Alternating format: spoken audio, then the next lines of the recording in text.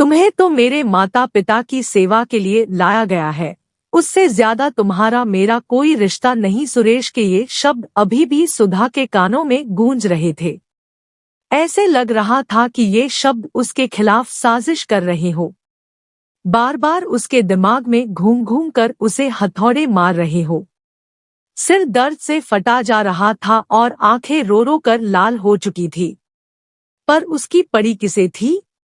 सब अपने अपने काम में व्यस्त थे। जेठ जेठानी, ननद नंदोई सब अपने अपने घर जाने की तैयारी कर रहे थे। पति अभय अभी थोड़ी देर पहले ही यहाँ से रवाना हुए हैं। इतने में ननद अनीता कमरे में आई और उससे बोली, भाभी कब तक ये आंसू बहाती रहोगी? भाई तो सीधा सीधा जवाब दे गया कि वो तो तुम्हें माँ बाप की सेवा के लिए लाया है, तो अपना फर्ज निभाओ। जब तक माँ पापा है तब तक ही तुम यहाँ पर हो, उसके बाद तो भैया तुम्हें अपने साथ ले ही जाएंगे। इतने में जेठानी मेघा भी कमरे में आ गई और आते से ही बोली, अरे हम लोग जा रहे हैं, कम से कम मुस्कुराते हुए चेहरे से विदा कर दो। क्यों बेवजह की मनहूसियत फैला रही हो? पति बाहर कमाने ही तो गया है, वापस लौट कर भी आ जाएगा, और कमाएगा नहीं तो तुम लोगों को खिलाएगा क्या? जो बेवजह का तमाशा कर रही हो। कोई पहली बार तो गया नहीं है जो इतना नाटक कर रही हो। लेकिन सुधा अपने पलंग से उठकर खड़ी भी नहीं हुई। सबको लग रहा था जैसे उसे कुछ पता ही ना हो। तब तक सासू माँ निर्मला जी भी कमरे में आ गई। आते ही गुस्से में बोली, अरे ये क्या रोनी सूरत बना रखी है? अब पति कमाने भी नहीं जाएगा क्या? चुपचाप से उठ और इन दोनों को भी खुशी खुशी रवाना कर। आखिर सुधा नहीं उठी तो ये देखकर तीनों तमतमाती हुई खुद ही बाहर आ गई। ननद और जेठानी तो अपना अपना सामान उठाकर अपने अपने पतियों की गाड़ियों में जाकर बैठ गई। थोड़ी देर बाद दोनों कारों के वहां से रवाना होने की आवाज आई। इधर निर्मला जी भी दरवाजा बंद कर कमरे में आई और सुधा को डांटने लगी, ये क्या नाटक लगा रखा है बहू? घर में बच्चे आए थे, तुमने उनसे ठीक से बात तक नहीं की और अजीब जिद लगाकर बैठी हुई हो कि पति के साथ जाना है। अरे पूरी जिंदगी उसी के साथ तो रहना है तुझे।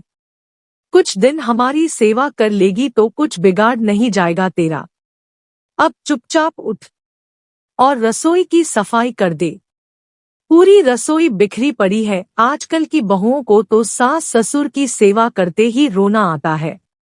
ना खुद सेवा करती है, ना अपने पति को ही करने देती है। मुंह उठाकर कह देती है कि पति के साथ रहना है, जैसे पति के अलावा कोई है ही नहीं। परिवार तो जाए भाड़ में इनकी बला से कहती कहती निर्मला जी भी कमरे के बाहर निकल गई। सुधा वही पलंग पर बैठी बैठी निर्मला जी की बड़बड़ाहट आंसुओं के साथ सुनती रही। 1 साल हो चुका है उसकी शादी को। घर के सबसे छोटे बेटे अभय की पत्नी बनकर वो इस घर में आई थी। ये शादी अभय के पिता राम प्रसाद जी ने करवाई थी। अच्छा खासा रुतबा था उनका, पैसों से नहीं बल्कि नाम से। पैसा इतना ही था कि उन्हें उच्च मध्यम वर्गीय कह सकते थे। उन्होंने अपनी ईमानदारी से जिंदगी में नाम तो बहुत कमाया, पर उनके बच्चों को उनकी कद्र कभी नहीं थी। कभी उनके मान सम्मान का उन्होंने कभी ध्यान नहीं रखा। बच्चे तो ऐसे थे ही, बड़ी बहू मेघा भी ऐसी ही थी, पर वो तो अपने पति के साथ दूसरे शहर में रहती थी। ऊपर से पत्नी निर्मला जी किसी की कोई इज्जत नहीं करती थी, जो मुंह में आता वही बोल देती। सुधा राम प्रसाद जी के दोस्त की बेटी थी, जो मध्यवर्गीय परिवार से थी। बिन माँ की बेटी होने के बावजूद भी उसमें संस्कार पूरे थे। परिवार को परिवार समझ कर चलती थी और उसकी यही आदत राम प्रसाद जी को बहुत पसंद आ गई। हालांकि सुधा को इस घर में कोई भी बहू बनाकर लाना नहीं चाहता था, पर राम प्रसाद जी के सामने कोई कुछ बोल नहीं पाया। और सुधा इस घर की बहू बनकर आ गई। लेकिन अब राम प्रसाद जी के बिस्तर पकड़ने के बाद सुधा की कोई इज्जत भी नहीं रही। तानों की बौछार भी अब तेज हो चुकी थी, पर बिस्तर पर पड़े पड़े उसकी हालत देखकर उन्हें दुख होता था। इधर अपने कमरे में पड़े पड़े राम प्रसाद जी भी आंसू बहा रहे थे, लेकिन क्या ही कर सकते थे। परिवार वालों को तो मौका मिल चुका था अपनी जबान खोलने का। सचमुच उन्होंने तो अपनी मर्जी थोपकर सुधा की शादी करवा दी, पर ये शादी न होकर सुधा की बर्बादी ही रही और कुछ भी नहीं। क्योंकि नौकरी तो अभय इस शहर में भी कर सकता था, पर उसने जानबूझकर ट्रांसफर लिया। अभय वहां किसी और लड़की के साथ लिव इन रिलेशनशिप में रह रहा था। उसका नाम रिया था और बहुत जल्द ही उससे शादी करना चाहता था, और इसी सिलसिले में वो इस बार यहाँ आया था। राम प्रसाद जी से तो मिलने का सिर्फ बहाना था, इसीलिए पूरा परिवार एक साथ यहाँ इकट्ठा हुआ था। पर जो भी बात हुई बंद कमरे में ही हुई, राम प्रसाद जी के सामने ही हुई। कितनी अजीब विडंबना थी। फैसला भी उन्हीं के सामने हुआ कि जब राम प्रसाद जी की मृत्यु हो जाएगी उसके बाद ये शादी होगी, नहीं तो दुनिया को बोलने का मौका मिल जाएगा। और उससे भी बड़ा कारण था कि अभी तो फ्री की नर्स मिली हुई थी। अगर सुधा चली जाती तो ये सेवा कौन करता। इसीलिए राम प्रसाद जी ने सुधा को अभय के साथ जाने के लिए कहा। हालांकि उन्होंने इसका कारण नहीं बताया, नहीं तो सुधा को दुख होता। लेकिन सुधा तो ये बात सुन चुकी थी। जब वो लोग कमरे में बात कर रहे थे और सुधा चाय पकड़ाने के लिए कमरे में आ रही थी, तब उसे ये बातें सुनाई दी थी। सुनकर उसे रोना तो बहुत आ रहा था, पर अपने आंसुओं को रोककर वो कमरे में आई थी। जानती थी कि अभय तो अपनाएगा नहीं, पर बस राम प्रसाद जी के कारण सुधा ने अभय के साथ जाने की जिद की थी।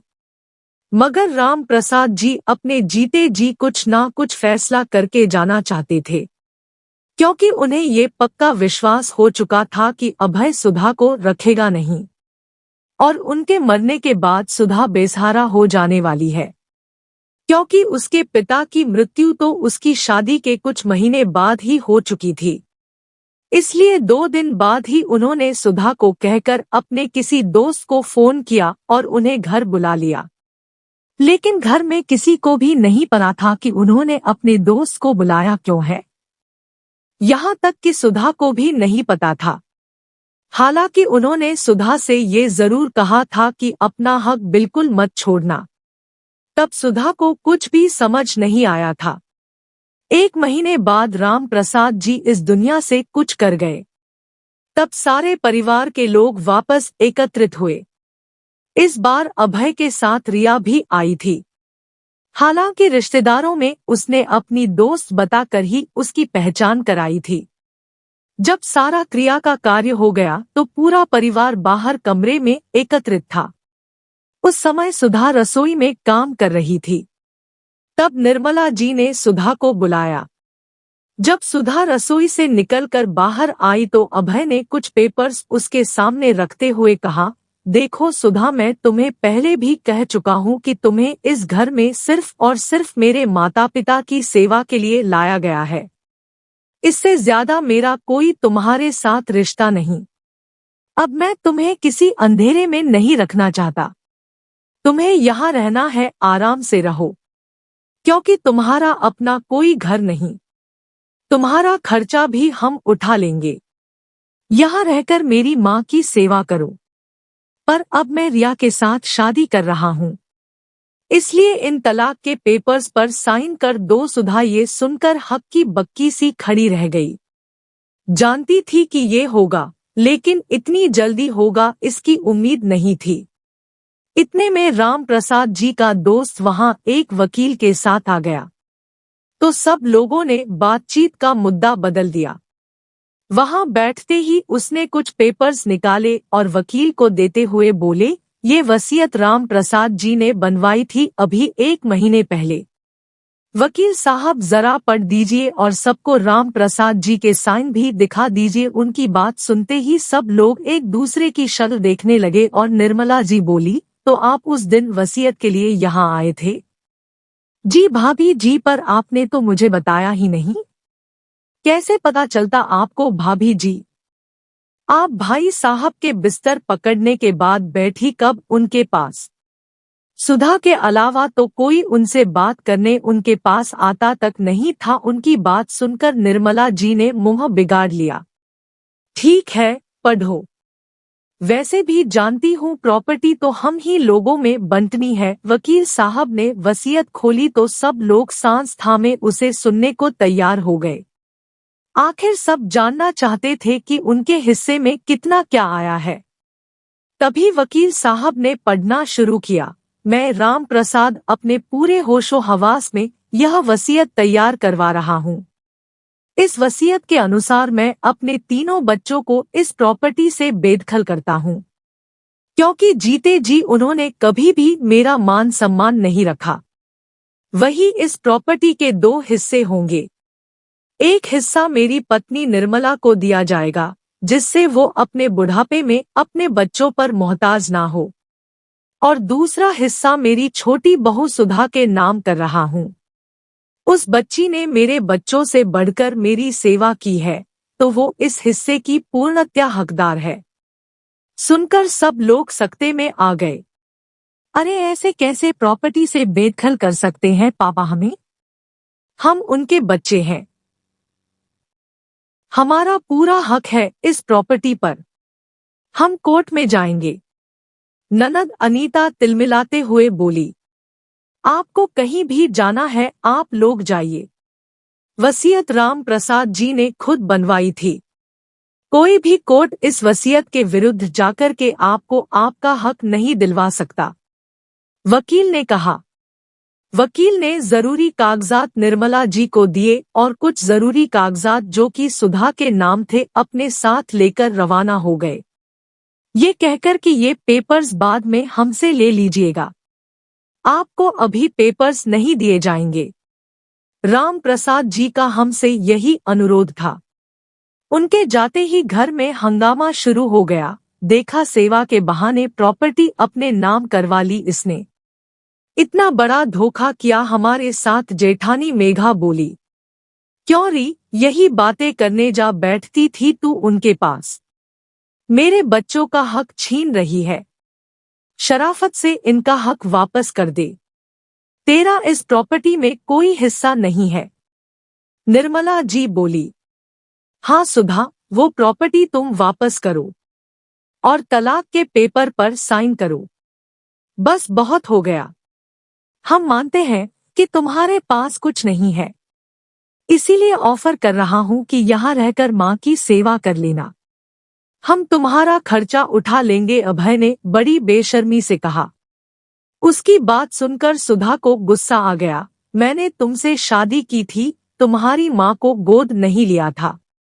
जो तुम ये बात कह रहे हो, और किस हक से कह रहे हो कि मेरे पास अब कुछ नहीं है? मेरे पास इस प्रॉपर्टी का आधा हिस्सा मौजूद है। पापा जी ने कहा भी था कि अपना हक बिल्कुल मत छोड़ना, तो उसे मैं बिल्कुल नहीं छोड़ूंगी। मैं अपना भला बुरा खुद देख लूंगी। अच्छा, तो तू यहाँ से मेरे बच्चों का हक लेकर जाना चाहती है? ऐसा तो मैं होने नहीं दूंगी, निर्मला जी बीच में ही बोली। क्यों माँ जी, बिन सेवा के मेवा चाहिए आपके बच्चों को। कभी अपने पिता का मान सम्मान तो किया नहीं इन लोगों ने। उन्हीं के सामने बैठकर उनकी ही मौत की बात कर रहे थे। आपको क्या लगता है उस दिन आप लोगों ने वो बंद कमरे में उनके सामने जो बातें की वो मुझे सुनाई नहीं दी? वकील साहब कह चुके हैं कि आपको जिस कोर्ट में जाना है आप वहां जाइए। और रही बात मेरी, तो फिलहाल मैं यहाँ से जा रही हूँ। और रही बात तलाक की, तो जब तक आधी प्रॉपर्टी मेरे नाम नहीं हो जाएगी तब तक तो मैं तलाक भी नहीं दूंगी, कहकर सुधा उस घर से निकल गई। उसके इस रवैये से सब लोग हैरान रह गए। कहाँ तो सब उसे सीधी सादी गाय समझ रहे थे और कहाँ वो इतनी तेज तर्रार निकली। वहां से निकलकर सुधा सीधे राम प्रसाद जी के दोस्त के यहाँ गई। कुछ दिनों बाद जब प्रॉपर्टी का आधा हिस्सा उसे मिल गया, उसके बाद ही उसने तलाक के पेपर पर साइन किए। एक छोटा सा फ्लैट खरीदकर उसी में रहने चली गई। साथ ही अब जॉब भी करने लगी थी और आत्मनिर्भर हो चुकी थी। लेकिन यहाँ निर्मला जी बिल्कुल अकेली रह गई क्योंकि कोई भी बेटा उनकी जिम्मेदारी लेने को तैयार नहीं था।